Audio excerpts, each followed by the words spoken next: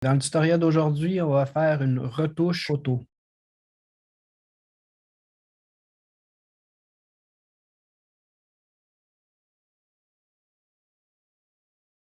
La première chose à savoir, c'est que c'est un tutoriel avancé, c'est-à-dire qu'il y a certaines notions que vous avez besoin de comprendre avant de faire ce tutoriel-ci, dont les masques, filtres et les modes de fusion. Je vous invite à aller voir les autres tutoriels sur YouTube pour voir ces notions-là. Les étapes qu'on va faire, j'ai commencé avec une image source ici qui est mon arrière-plan. Ensuite de ça, petite retouche pour enlever les petites imperfections qu'elle a sur la joue. Malgré les retouches, on voit que la peau c'est assez inégal, fait qu'on va aller utiliser une petite recette ici là, avec des filtres pour aller égaliser la peau. Ensuite de ça, j'ai rajouté un nouveau calque pour rajouter un petit peu de contraste. Vous voyez au niveau de la joue puis près des yeux, on est allé éclaircir certaines parties un petit peu plus foncées d'autres. Finalement, on a fait des fois ce qu'on va appeler un color grade ou un étalonnage de couleurs. Évidemment qu'on peut ajuster la densité pour en avoir plus ou moins là, selon vos goûts. Mais on va tout faire ces étapes-là. Donc, pour vous montrer ça, je vais recommencer à zéro dans un fichier comme celui-ci. Pour diviser les étapes, ce que je vais faire, c'est que je vais dupliquer le calque. Vous pouvez faire calque, dupliquer le calque ou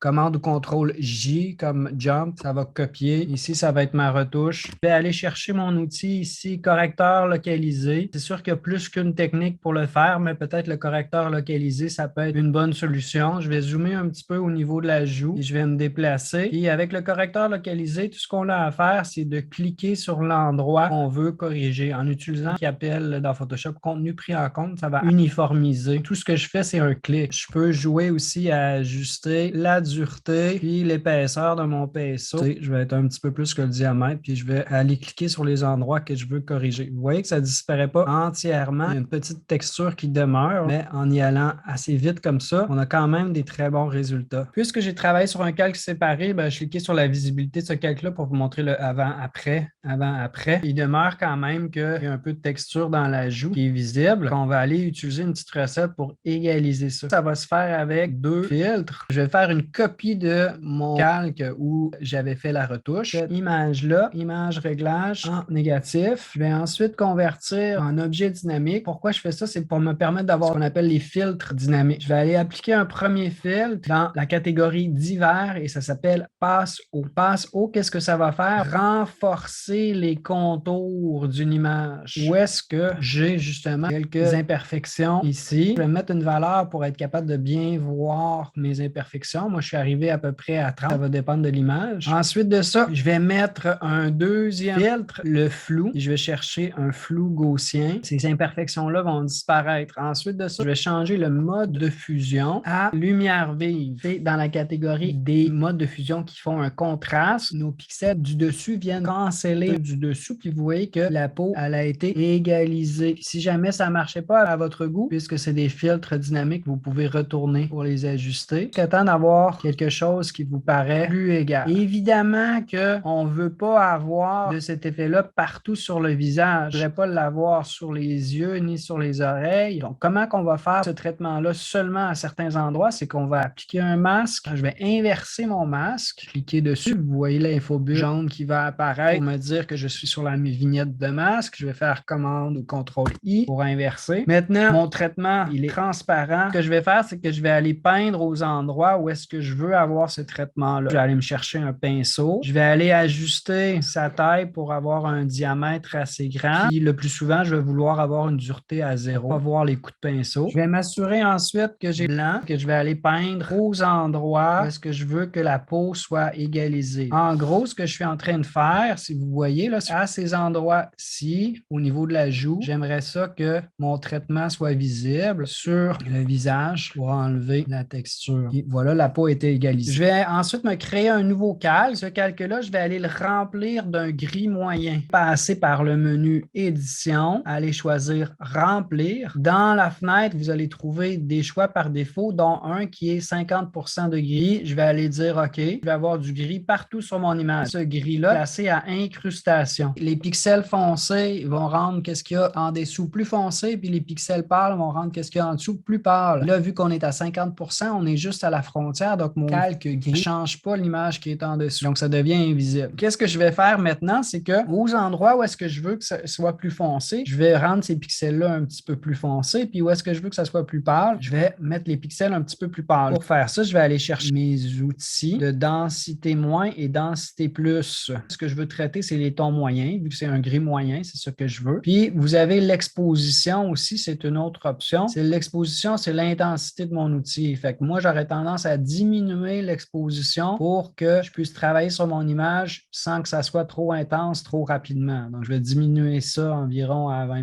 disons. Donc, avec densité plus, avec densité moins, je vais aller retravailler pour ajouter un petit peu de contraste, foncir un peu les cheveux, éclaircir au niveau des yeux pour vraiment être capable d'attirer l'attention sur son visage. Pour terminer, je suis au bas de la fenêtre calque ici. Je me crée un calque avec une couleur unie. Quand je vais cliquer, ça va m'ouvrir le sélecteur de couleurs. Je vais aller me chercher une couleur. Puis ici, là, si jamais j'avais besoin de changer cette couleur-là, j'ai juste à recliquer. Je vais revenir toujours à mon sélecteur de couleurs, ce qui rend ça très flexible, très facile. Après ça, pour faire l'étalonnage de couleurs, souvent, ce qu'on va utiliser, c'est le mode de fusion de lumière tamisée. En anglais, ça s'appelle soft light, donc une lumière douce. Maintenant, à 100% d'opacité, ça donne un effet qui est exagéré. Plutôt que baisser l'opacité, je vais aller chercher fond puis retravailler à mon œil, à mon goût, jusqu'à temps d'avoir un résultat qui est plus satisfaisant pour moi.